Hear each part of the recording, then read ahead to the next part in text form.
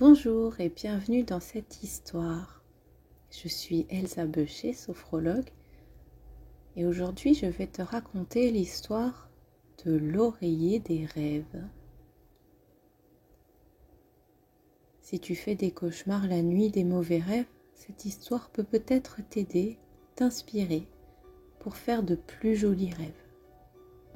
Es-tu prêt ? Quand les étoiles sont éteintes, que la lune se balance dans le ciel et que la lumière dans ma chambre est faible, les choses sont différentes. La marionnette du pirate agite son épée, le manguier plie ses branches, même mon ourson en peluche devient un ours différent. Je reste bien immobile dans ma grotte de couverture, ou alors j'appelle « Maman, papa !» ou je saute dans leur lit. Je parle à maman du pirate, de l'arbre et de l'ours. Et maman me dit « Tu as fait un très mauvais rêve. » Mais qu'est-ce qu'un rêve ? Quand nous dormons, nous pensons à notre journée, mais tout se mélange.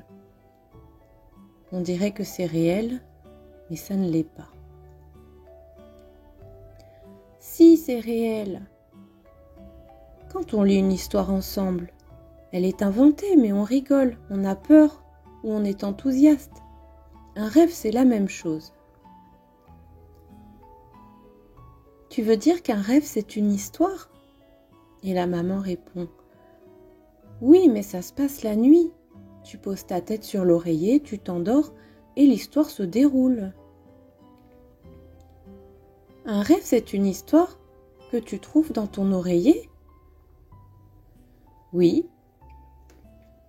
Est-ce que je peux mettre des histoires dans mon oreiller ? Et la maman répond « Oui, bien sûr, tu peux le faire. Mais comment ? Écrivons toutes les meilleures histoires sur une grande feuille. Faisons ensemble de beaux dessins. Et quand c'est terminé, plions le papier et rangeons-le dans l'oreiller.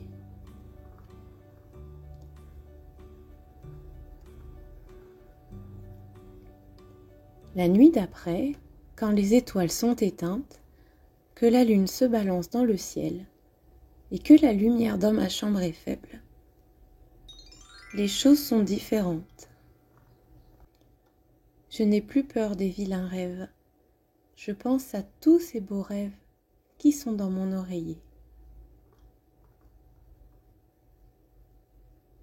Et voilà, cette histoire t'a plu ? N'hésite pas à mettre un petit pouce bleu à cette vidéo.